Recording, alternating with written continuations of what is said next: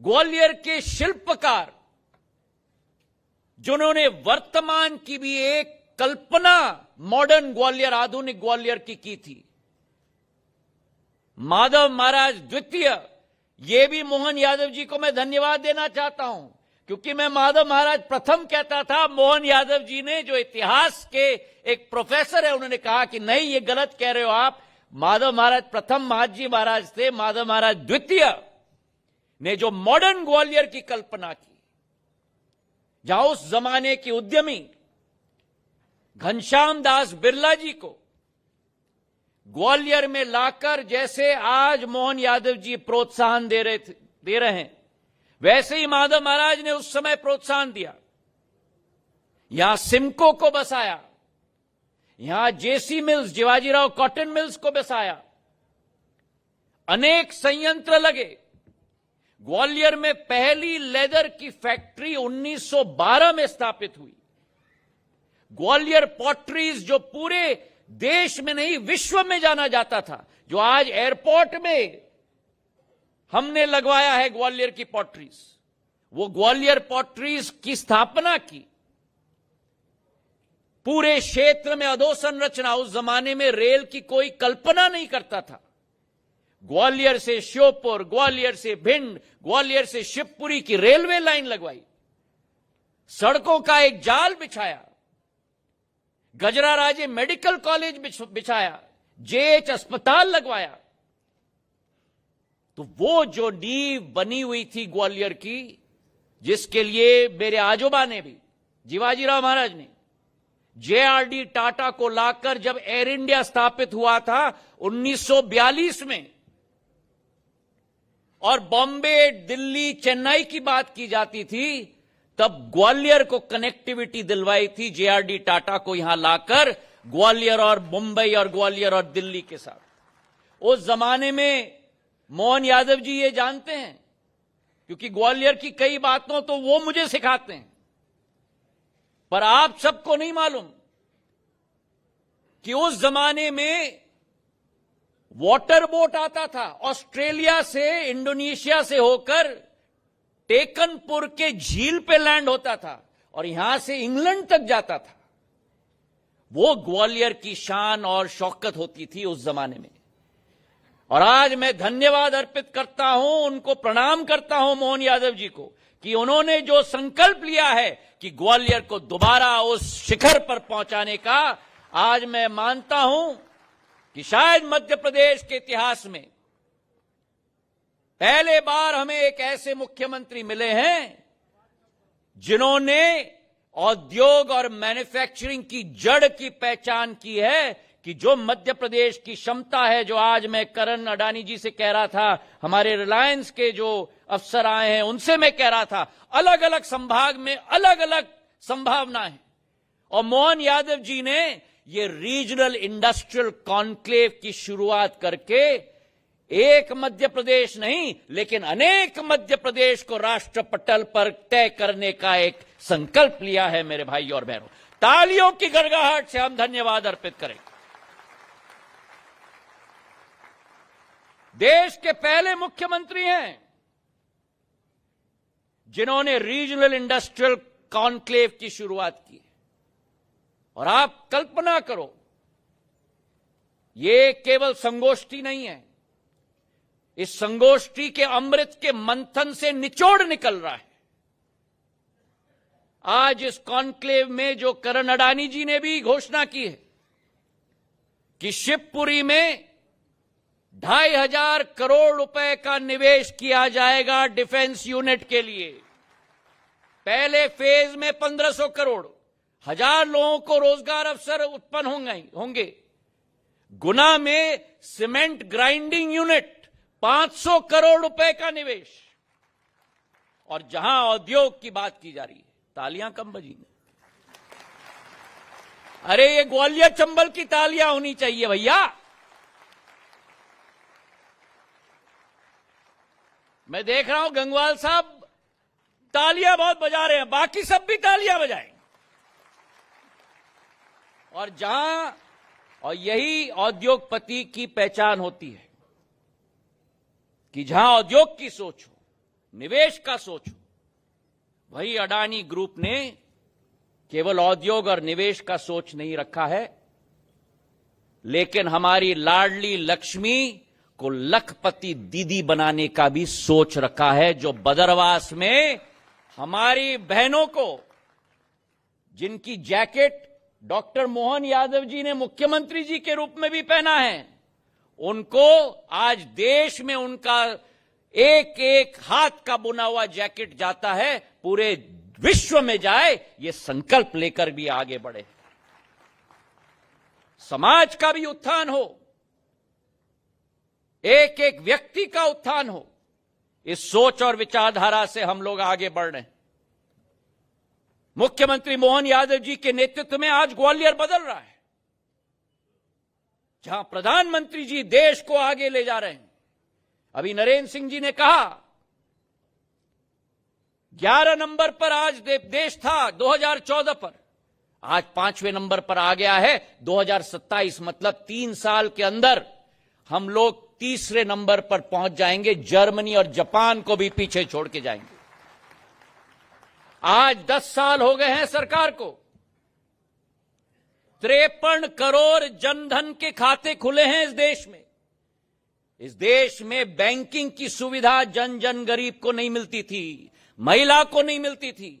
प्रधानमंत्री जी की सोच, 4 जात है हमारे देश में, किसान, युवा, महिला और हमारा नौजवान, उन सभी की सेवा की जाए। 53 करोड़ जनधन के खाते खुले, 2,30,000 करोड़ डीबीटी के जरिए सीधे लाभार्थी के खाते में गए हैं मेरे भाई और बहनों। कोई बीच में व्यक्ति नहीं। आज भारत टेलीकॉम इक्विपमेंट सप्लायर के रूप में, मोबाइल इक्विपमेंट सप्लायर के रूप में विश्व के 2 नंबर का देश बन चुका है। ऑटो के क्षेत्र में 3 नंबर का देश बन चुका है। और जहां प्रधानमंत्री जी देश को आगे बढ़ा रहे हैं, यही समय है, सही समय है। वहीं हमारे मुख्यमंत्री मध्य प्रदेश को बढ़ाने के लिए ना दिन देख रहे हैं, ना रात देख रहे हैं मेरे भाई और बहनों। और आज उसी कल्पना में ग्वालियर बदल रहा है। 20 साल पहले हमारा राज्य बीमारू होता था। भारतीय जनता पार्टी की सरकार ने इस 20 सालों में मध्य प्रदेश को बीमारू राज्य से स्वर्णिम मध्य प्रदेश बना दिया है। जहां 55,000 किलोमीटर के रोड थे, आज 5 लाख किलोमीटर के रोड हैं। जहां 5,000 मेगावाट की बिजली थी, आज 30,000 मेगावाट की बिजली है। जहां 6.5 लाख हेक्टेयर जमीन सिंचित थी, आज 47 लाख हेक्टेयर जमीन सिंचित हो चुकी है। और आज हमारे मुख्यमंत्री मोहन यादव जी ने कल्पना की है कि मध्य प्रदेश अगर देश के दिल में रहता है, तो मध्य प्रदेश को भी पूरे देश के 35 राज्यों में, 36 राज्यों में पहले नंबर तक हमें पहुंचाना है मेरे भाई और बहनों। और अगर वो हमारा संकल्प है, तो मेरे निवेशकों का, मेरे एमएसएमई सेक्टरों के लोगों का, मेरे व्यापारियों का, सभी की मदद मोहन यादव जी को जरूरत है। क्योंकि अगर यह संभव हो पाएगा, तो हम सब मुख्यमंत्री के साथ जब जुड़ेंगे, तभी यह सपना साकार होगा। आज जिस सरल स्वभाव के मुख्यमंत्री हमें मिले हैं, तीव्र गति से कार्य करने वाले मुख्यमंत्री मिले हैं। अभी बैंगलोर गए थे, बैंगलोर में इन्होंने इन्वेस्टर रोड शो किया, और बैंगलोर के उद्योगपतियों का फोन मुझे आया कि इतने जल्दी डिसीजन लेने वाले मुख्यमंत्री को हमने अपने जीवन में, हमारा संपर्क नहीं हुआ है जितने मोहन यादव जी आपके। ये फीडबैक इंडस्ट्री से है। और आज जो ग्वालियर बदल रहा है, 600 करोड़ का नया अंतर्राष्ट्रीय स्तर का एयरपोर्ट हमारा तैयार हो चुका, 500 करोड़ का नया रेलवे स्टेशन तैयार हो रहा है, 1800 करोड़ का नया एलिवेटेड रोड शहर के अंदर 16 किलोमीटर का बन रहा है। दिल्ली का रिंग रोड देखना बंद करेंगे लोग, हमारे ग्वालियर का एलिवेटेड रोड देखने के लिए आएंगे। मोहन यादव जी के आशीर्वाद से, प्रधानमंत्री जी के आशीर्वाद से हमारे गडकरी साहब के आशीर्वाद से आगरा ग्वालियर एक्सप्रेसवे 6 लेन का हाई स्पीड कॉरिडोर जो 120 किलोमीटर का भी है 88 किलोमीटर का बन रहा है। मोहन यादव जी ने मुझसे कहा कि अगर बना रहे हो आप तो ऐसा बनाओ कि एक नया इतिहास रचा जाए। एक 88 किलोमीटर का मतलब आगरा का वासी ग्वालियर 50 मिनट में आ जाएगा। तालियां कम बजी।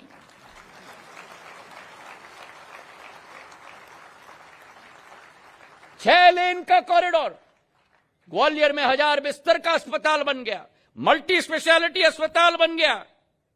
एयरपोर्ट्स की हम बात करें, मैं धन्यवाद अर्पित करना चाहता हूं गुना और शिवपुरी के लिए एयरपोर्ट का आशीर्वाद मुख्यमंत्री मोहन यादव जी ने दे दिया है हमें। 5 एयरपोर्ट्स आज प्रदेश में हैं। अगले 1.5 महीने के अंदर सतना, रीवा और दतिया की एयरपोर्ट मुख्यमंत्री जी के आशीर्वाद से अब तैयार हो जाएगी। 8 एयरपोर्ट्स बन जाएंगी और इसके बाद उज्जैन, गुना और शिवपुरी की एयरपोर्ट्स बनेंगी। मतलब 11 एयरपोर्ट्स आपके और हमारे मध्य प्रदेश में मोहन यादव जी बनाने जा रहे हैं। यह बदलाव है, क्योंकि आज आप उद्योगपतियों से पूछो, आज अगर उद्योगपति निवेश करने आता है तो पहला प्रश्न पूछा जाता है, आपके शहर में एयरपोर्ट है क्या? अगर एयरपोर्ट नहीं तो कोई आने के लिए तैयार नहीं होता।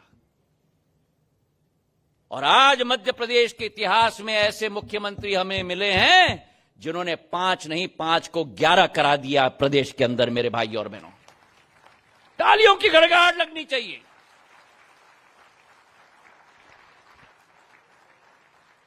ग्वालियर का एयरपोर्ट, दतिया का एयरपोर्ट, सतना का एयरपोर्ट, रीवा का एयरपोर्ट, उज्जैन का एयरपोर्ट, गुना का, शिवपुरी का।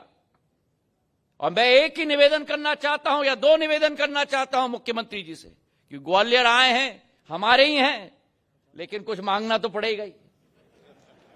सही है कि नहीं? हमारा निवेदन है मुख्यमंत्री महोदय, आपका असीम आशीर्वाद हम सबके ऊपर है, लेकिन ग्वालियर 2 चीज के लिए कई सालों से उम्मीद लगाए हुए रखा है। एक, ग्वालियर में गोले के मंदिर के पास जो सरकारी जमीन है, वहां ग्वालियर के लिए राष्ट्र का कोई भी सबसे बड़ा निजी अस्पताल का केंद्र ग्वालियर में बनना चाहिए। अगर सही है तो तालियों की गड़गड़ाहट से मांग करो। अभी मुख्यमंत्री जी संतुष्ट नहीं हुए। सरला जी, जरा तालियां तो बजाओ मुख्यमंत्री जी के लिए। और दूसरी मांग, मेरे पूज्य पिताजी का सपना था काउंटर मैग्नेट सिटी ग्वालियर बनना चाहिए दिल्ली के लिए, और साडा की शुरुआत उन्होंने काउंटर मैग्नेट सिटी के रूप में की थी। उस साडा का विकास और प्रगति हो, मेरा विनम्र पूर्वक निवेदन है। अवसर हमारे पास ग्वालियर में और चंबल संभाग में असीम है। हमारा संभाग डिफेंस मैन्युफैक्चरिंग का केंद्र बन सकता है। यूपी का झांसी का कॉरिडोर बन रहा है। अब करण जी के निवेश के आधार पर शिवपुरी भी उसका भाग बन चुका है। श्योपुर में 2 डीआरडीओ के यूनिट 4000 करोड़ के लग रहे हैं।